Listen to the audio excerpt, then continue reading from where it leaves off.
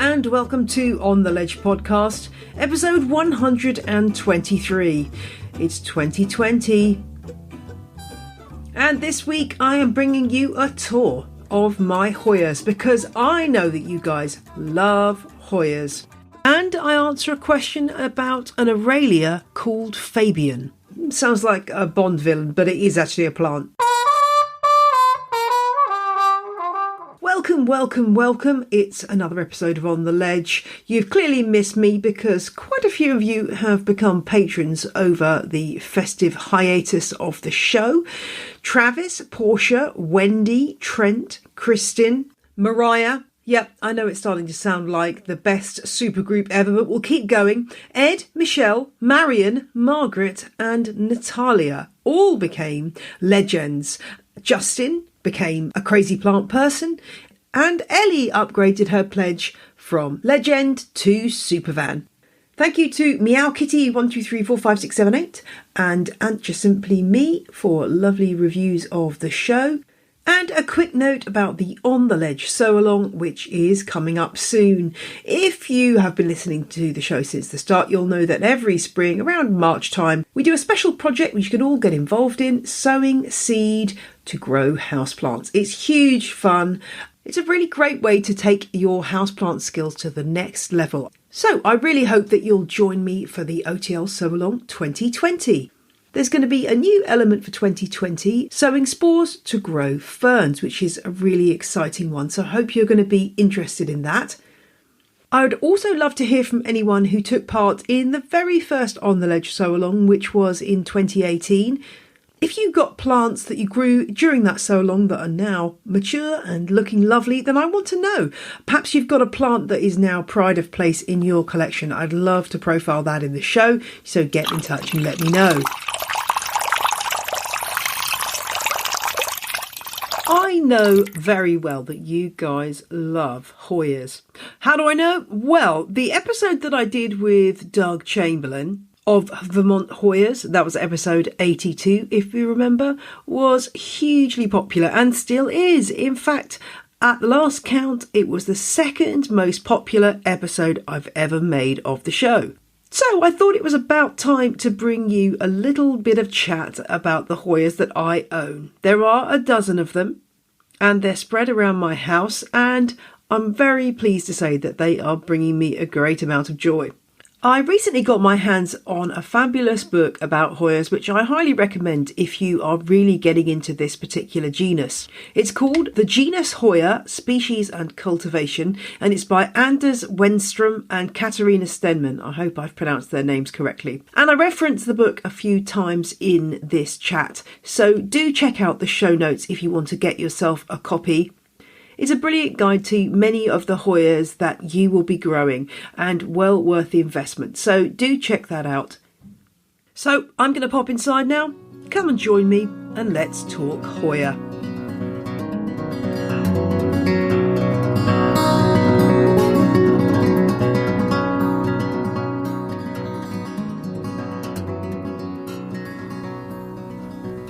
I have gathered the Hoyas from all around my house and brought them here to take a look at them all and to give you a guided tour, just because most of them are up quite high and so hard to look at and talk about at the same time.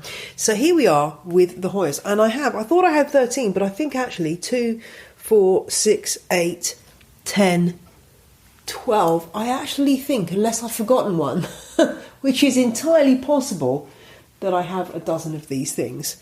Let's talk first about the one that I've had the longest, and that is my variegated Hoya carnosa, which, and well, let's be fair, it's a shadow of its former self.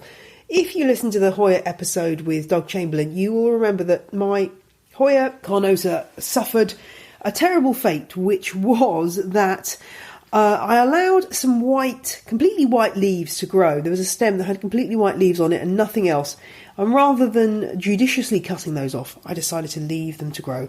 And it suddenly sent the plant into a tailspin. And I just about managed to save a single cutting, which I then replanted in a pot. And this is what I've got now. It's not doing so badly. It's already flowered, and the single cutting has branched into 2 different stems, so it's looking reasonably good. Let's just describe this Hoya. It's probably the most common Hoya that you see out there, what most people would call the wax plant or wax flower.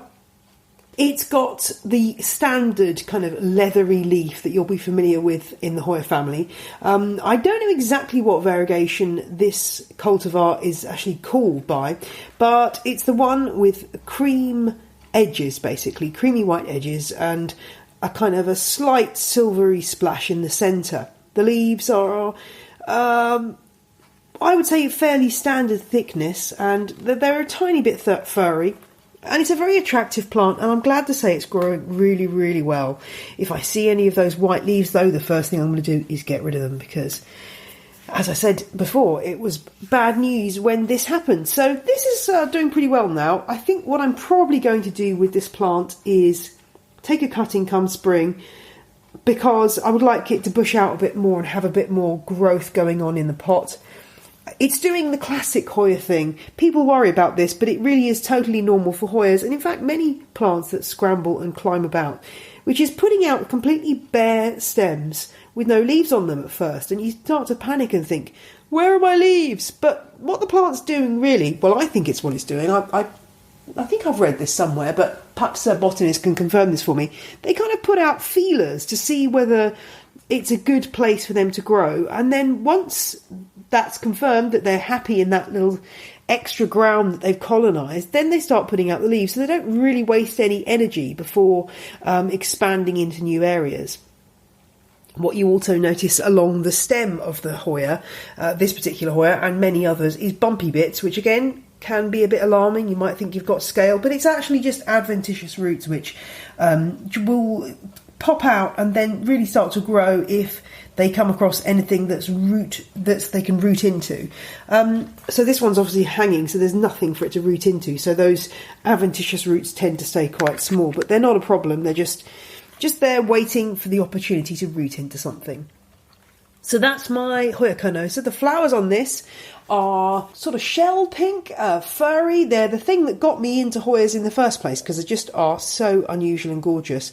And they flower quite easily, as I've already said. So, yeah, the flowers are great. The foliage is great. It's a really lovely plant. And if you have only one Hoya, then Hoya carnosa is a good choice. It's easy to get hold of too, which is not true of all the Hoyas we're going to talk about today. Okay, from the sublime to the ridiculous, we're going to look at Hoya linearis now. Now, if you remember, this specimen of mine came from James Wong as a cutting when I visited his place, and it's done really well. I mean, I've taken a lot of cuttings off this plant, and yet it's still quite big and lush now, relatively speaking, given how long I've had it. It is very, very dry right now. I think I need to give this a good water, because it's starting to get that kind of very dull look that plants get when they are in need of some drinking. And it's also quite light to pick up, so I know that it is a thirsty plant. And this will be repotted in the spring, because I can see lots of roots coming through the bottom of the pot. What is it I love about Hoya linearis? Well, as the Latin name suggests, the leaves are really unusual. They're about 4 centimetres long, a couple of inches long, I'd say, and they look like a bit like runner beans, or you don't call them runner beans in the US, a bit like what do you call runner beans in the US? I've forgotten. Green beans. They look a bit like green beans, and they're actually kind of rolled in on themselves, and you get a little groove down the centre, and they're rather softly furry. They come out either side of the node, and you get these long strings hanging down, and they really do look very different from any other Hoya that you'll come across. I guess that adaptation is so that they can preserve water, and this Hoya does like to be kept on the dry side. What you'll find with the stems on this one is that it does produce leaves straight away, unlike the carnosa, but they tend to grow up the stems until they get heavy enough to start trailing down. So you end up with this weird effect where you've got kind of arms reaching up, and then gradually they will drop down as the plant matures, and they get long enough that they start to hang. The flowers on this one, they tend to flower, for me anyway, towards the end of the summer, during autumn time. And the flowers on this, they've got a lovely scent which just comes into its own about 7 o'clock in the evening. They smell a lemony, buttery lemony smell, really delicious. And the flowers are really adorable. They are pure white and they tend to be visible among the clusters of leaves. Again, this is a reason to have this plant hanging because it does look really great when viewed from below. Now this one grows in places like India and Nepal, and it's not the easiest of Hoyas. I've never had any problems with it, but if you have a feeling that you are the kind of person who gives a plant too much water, you may struggle with this one. So just take care on the watering side and make sure it's really well drained. But yeah, this is one of my absolute favourites. And yeah, I wouldn't be without that particular Hoya. Right, one more fairly mature plant to talk about, and that is Hoya Mathilde. Now this is actually a hybrid. It's a cross between Hoya serpens and Hoya carnosa. And this one came as a cutting. I can't remember who gave this to me. I think it was on a UK Houseplant Swap Facebook group. But again, if you are going to start off with Hoyas and you want something quite easy to get going with, I think Mathilde's a really good choice. This plant has small, roundish oval leaves with silver splashing on them. I mean, it's hard to generalise with Hoyas because the leaf shape does change. I find that sometimes the leaves can be quite elongated and then other ones are quite oval, and that changes as the stem matures. This one hasn't flowered yet, but I just love the look of it. It's actually desperately in need, this one, of being trained around a hoop so that I can really enjoy the foliage up close. The flowers on this one, it looks very much like carnosa, except the flowers are white and fuzzy rather than pale pink and fuzzy. According to Wenstrom and Stemmen, this flowers early and often, so I'm still waiting my flowers, but I'm hoping that they will come fairly soon. But even if it never flowered, I think I would still be in love with this plant. It's really, really beautiful. I propagated a cutting of this using the hummus tub technique, thanks to Sally Williams for highlighting that brilliant technique for me, and it worked really well for this plant. The only thing is you end up with roots coming from every node, so what I would do once it's rooted is then lay it on some compost and allow it to root. But it's a really easy plant. You can't go far wrong with this, and apparently the scent is quite like Hoya carnosa. I have never got any scent at all out of my Hoya carnosa, so that's not very informative. But yeah, I'm not too worried about the scent. I think if it's got beautiful flowers, then that's quite enough for me. So those are my three biggest plants, but I've got some other ones to tell you about. The next one, well, this one is a bit of a mystery, but it is possibly my favourite Hoya that I've grown so far. I'm going to call it Hoya villosa. But like a lot of Hoya taxonomy, there is arguments about the name of this plant. There is discussion about whether Hoya globulosa and Hoya villosa are in fact the same plant. I'm going to call it villosa because apparently villosa has wavy edges to the leaves, whereas villosa doesn't. And mine definitely has wavy edges, so I'm going to go for the name villosa. Why do I love this Hoya? Well, the leaves, they're quite big. They're sort of sausage shaped, about 10, 12, 15 centimetres long. And underneath, they are deliciously hairy. Just very, very soft, tiny hairs covering the surface, which makes them very tactile because on top, they're lovely, glossy and smooth. And the leaf... And one of the finest points about this foliage is that the veins are very apparent. There's this amazing kind of crocodile pattern where the veins are dark and the space in between is slightly lighter. And it's just really gorgeous. I'm really enjoying the foliage on this one. And you just can't stop stroking the underside of those leaves. So this is a cutting that I got from Tommy Tonsberg, the wonderful Norwegian grower that we heard from quite a few episodes ago. I'll put a link to the show notes to his episode in there. He was very kind enough to give me lots of Hoya cuttings, and this has taken beautifully and is doing really well. It's doing that thing, as I've already described, of putting out the leaf stem, and then the leaves are following. Actually, it's just starting to produce some new leaves. But so far, this has been super easy. I just potted up the cutting once I'd rooted it, and away it goes. It's absolutely fine. I just can't get enough of this one. The flowers on this one, they're pale lemon yellow and white. I haven't seen this one flower yet, but I'm hoping it will. Apparently, according to Stemman and Wenstrom, it's easy to grow, but it doesn't produce a lot of flowers. Well, I don't care because I'm just in love with the foliage. Now, apparently, this one likes quite a lot of sun and then appreciates a bit of a cooler period during the winter. I have to say mine has been in quite deep shade so far and it's doing absolutely fine. It's not fussed about that at all. So, yeah, it's pretty tolerant.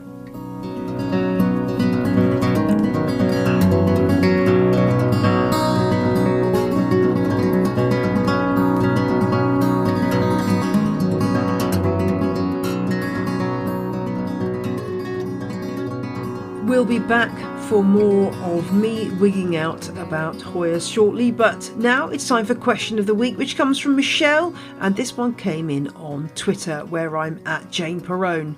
And Michelle has a Fabian aralia, and she has a problem. The problem is that her plant has got what I describe as a serious case of legginess.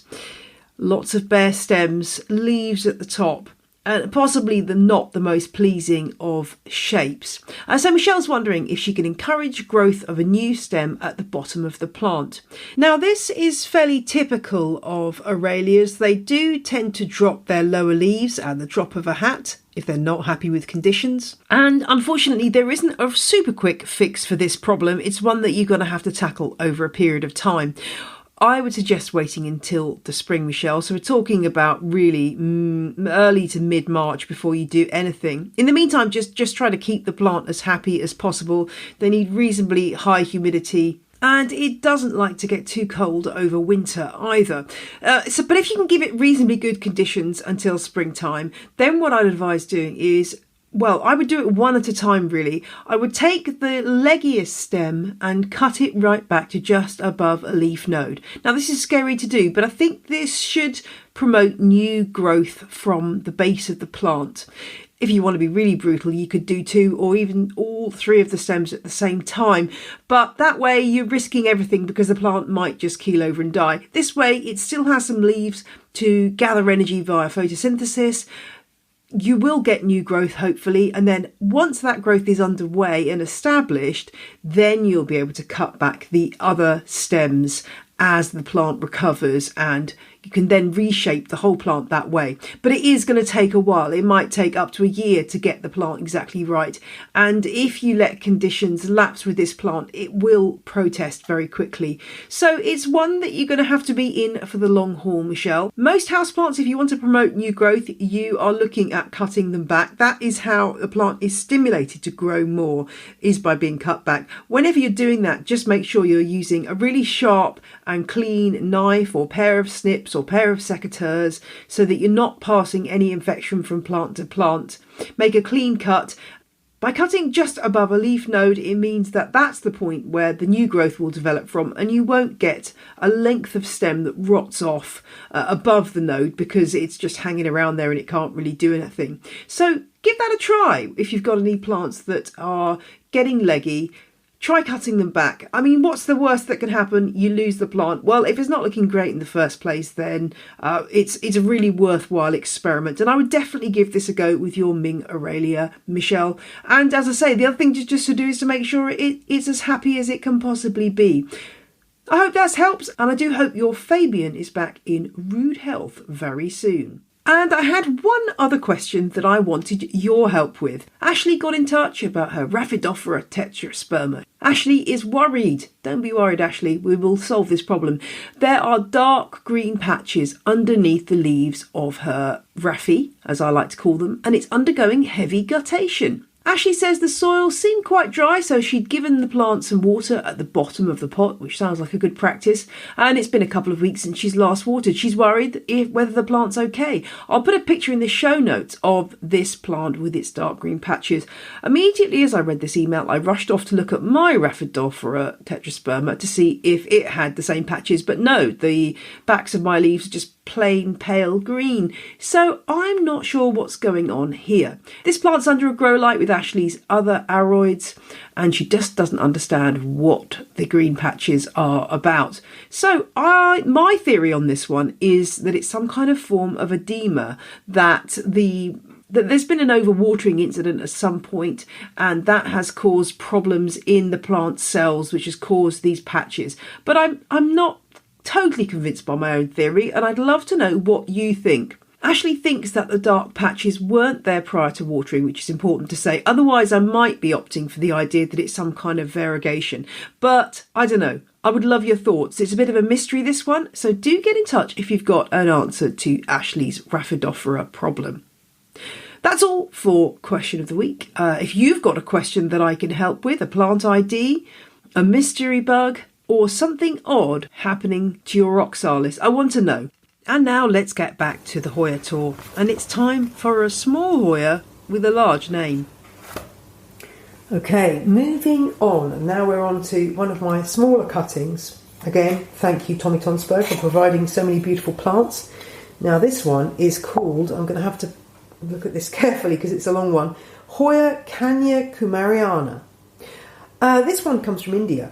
It's got quite small, they're about 2 centimetres by 2 centimetres leaves in a kind of reversed heart shape. So the thinnest bit is where the leaf joins the stem, or I guess you could say teardrop shape, that's simpler to say. But the leaves are very wavy and undulating with a very slight silver fleck. This one is a good plant if you don't have a lot of room. This plant does stay pretty small. So if you don't have room for one of the more expansive Hoyas, then this is a great choice. Apparently this one's a good one for sunny conditions and dry air, which is excellent. Although I know in this room I don't have a lot of problems with dry air. It's usually about 50 to 60 degrees. But if you do have a dry room, then this might be a good choice for you. Apparently it doesn't take too long for the plant to reach flowering size, so that's good news. My cutting is about 10 centimetres long right now, so looking forward to that. And so far it's given me absolutely no trouble at all. It's just doing its thing and establishing lots and lots of roots, and no doubt I will be seeing lots of growth soon. Lots of people panic when they pot up a cutting and then nothing happens, it just sits there. Well, of course, something is happening. The roots are growing below the surface, so you just have to be a little bit patient at this stage. I'm sure in the springtime this will really start to come to life. Okay, let's move on to the next one. We've got a Hoya that has really thick and chunky leaves. It's Hoya obovata. This one sometimes gets mixed up with Hoya kerrii because the leaf shape is a little bit similar. But the leaves of this, they are not quite round, very, very thick with a silver stippling on them.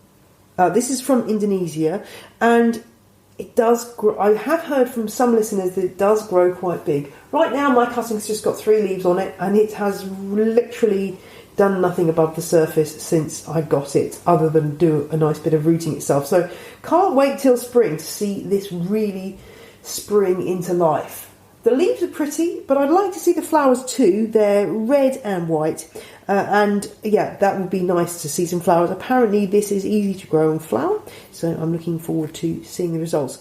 Apparently the other thing that's good about this plant is, unlike Hoya kerrii, it doesn't produce lots of red nectar, which I know some people find very troublesome about kerrii. So that is a plus for Hoya obovata.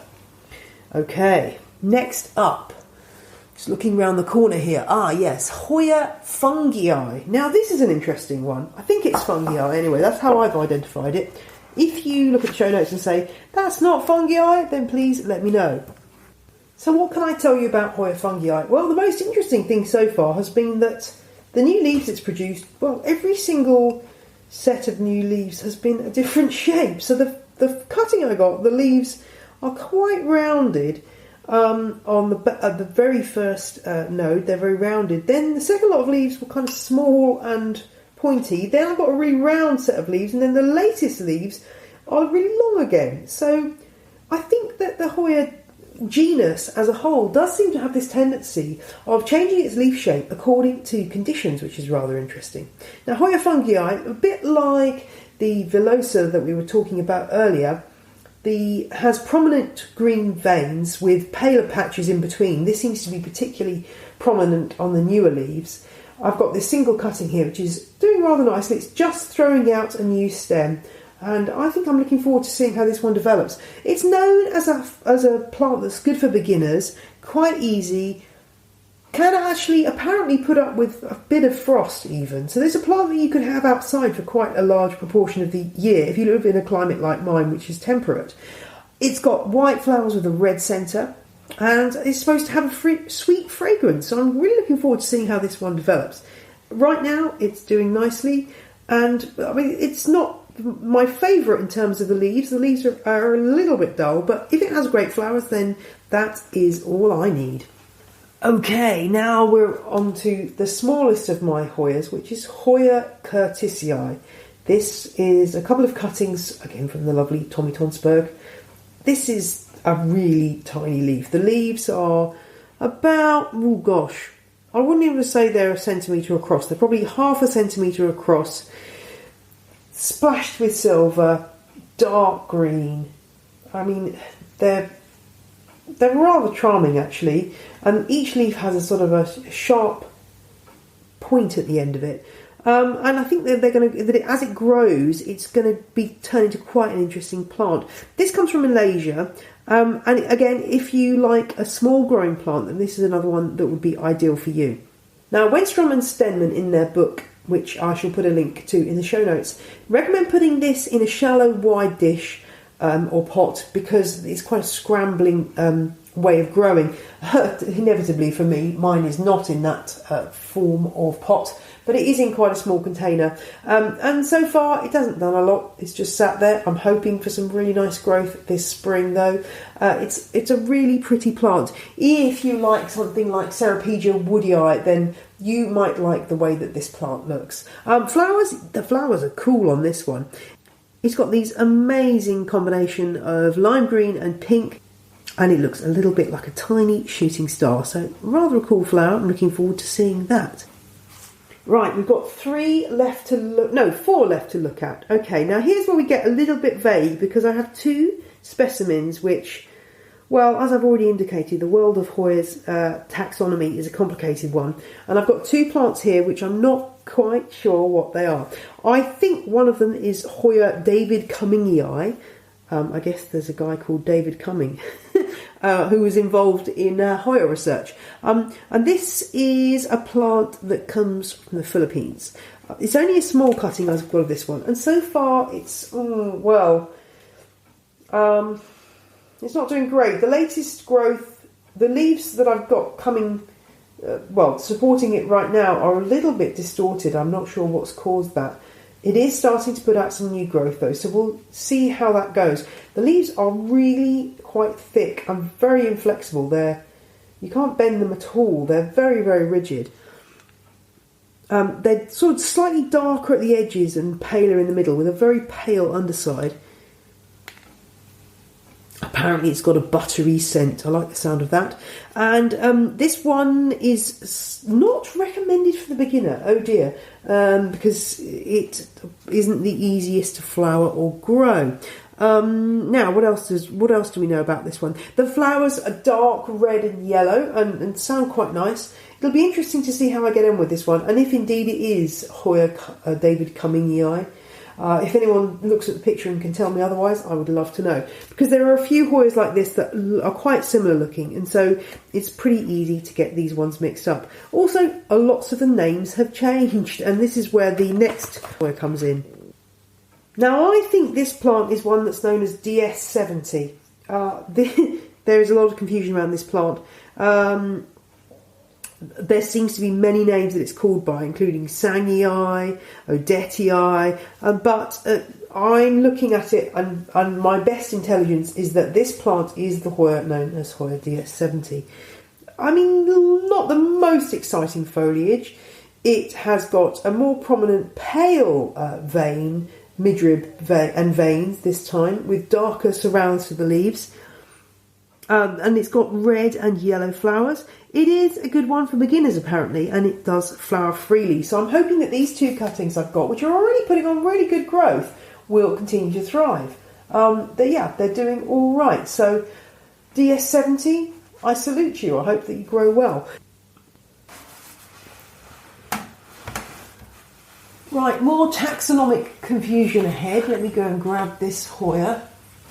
This is most often sold as Hoya macrophylla variegata. Oh, hello, Wolfie. Don't run into any Hoyas, please, dog. Hello, darling. Will you come to see the Hoyas? Yes, they're very nice. Oh, are you tired? Why are you tired? You've been lying on the sofa. Right, okay. Thank you. Go and lie on the sofa now. We're going to be stroked. Okay, let's stroke you while I talk about this Hoya. So this is Hoya macrophylla. I think this is really up there with the villosa, running close second for my most popular Hoya.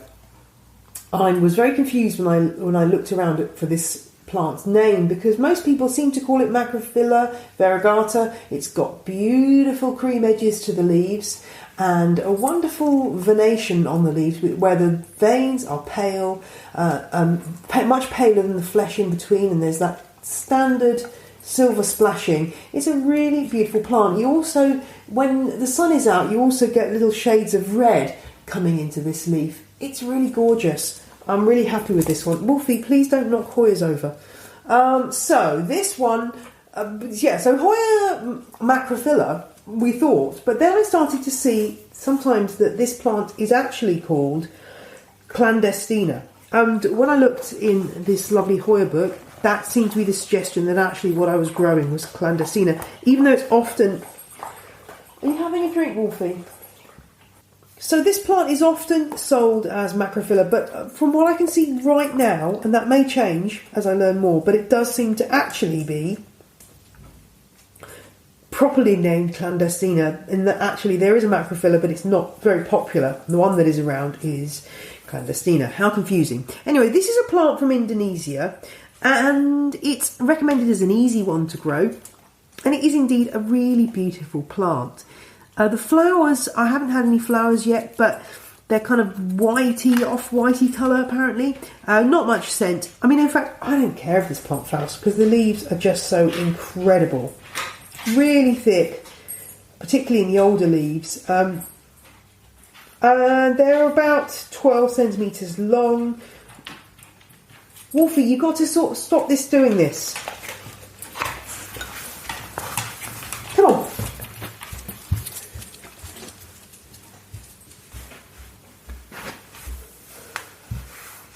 Right, the dog has been exiled while I finish recording this. So, yes, macrophylla / clandestina. What beautiful leaves this plant has. And I'm really looking forward to seeing this grow. It's grown so well since I got it from Tommy Tonsberg, and I'm really excited to see how it develops. I recently potted this up into terracotta, and it seems to be doing absolutely fine. So, yes, that is a plant that I'm really keeping an eye on, and I'm going to train it into round a hoop, I think, to make it look nice. So that's a good one to try if you can get your hands on it. The non-variegated form is pretty nice too, but the variegated form, if you like variegation, is very beautiful. So definitely worth a look.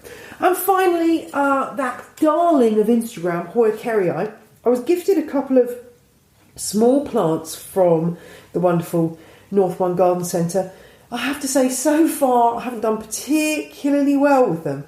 Quite a few leaves fell off. I repotted them into a single pot, and I think I oversized the pot, so they got a little bit of root rot. And as I understand it, this is a real problem for these kerrii. So if the name doesn't ring a bell, these are the ones that are sold as heart-shaped leaves, individual leaves, stuck in a pot, often around Valentine's Day. But they do grow into lovely vines if you can get them to grow. This needs full sun. I need to put this into another position, and hopefully, now that I've kind of got the watering right and given it more light, this will really start to thrive. But I've been struggling so far with this variegated Hoya kerrii. Oh, now I'm dropping... Gosh, I've just dropped compost everywhere in my excitement. No matter, I'm always dropping compost somewhere.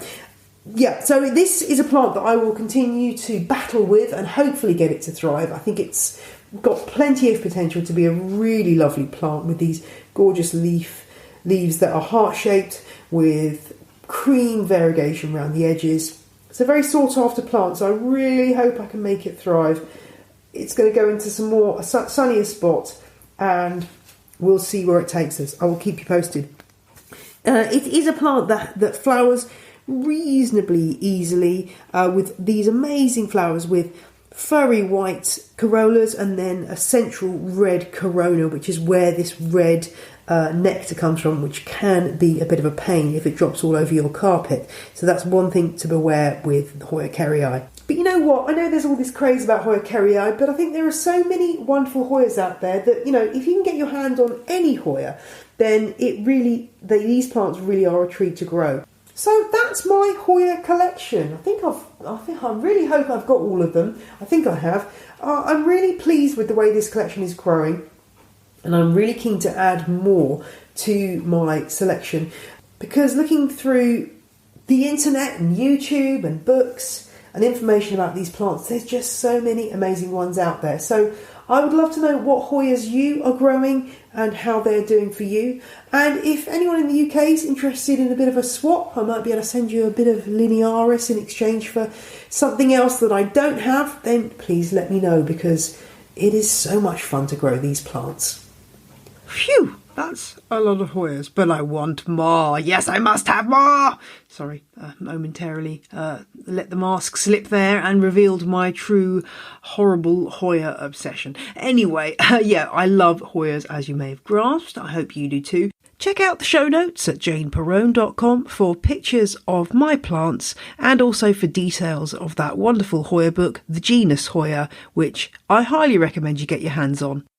If you're looking for advice on cultivation of Hoyas, do go back and listen to episode 82 if you haven't already. But they're also incredibly tolerant plants. This is why perhaps they've not been as popular in the garden centres as other house plants, because actually once you've bought one, you've probably got it for life, because they are just so tough. So celebrate the Hoya, because these plants are truly wonderful. And if you look after them, they'll be with you for decade after decade. It's meant to be Houseplant Appreciation Day today, but as everyone who listens to this show will know, every day is Houseplant Appreciation Day. But do take a moment to enjoy your plants and recognise all the joy they bring into your life. And maybe spread the word by offering a non-planty friend a cutting or a baby plant, so that they too can learn what you've learned, that plants make people happy. Big addition, I can go.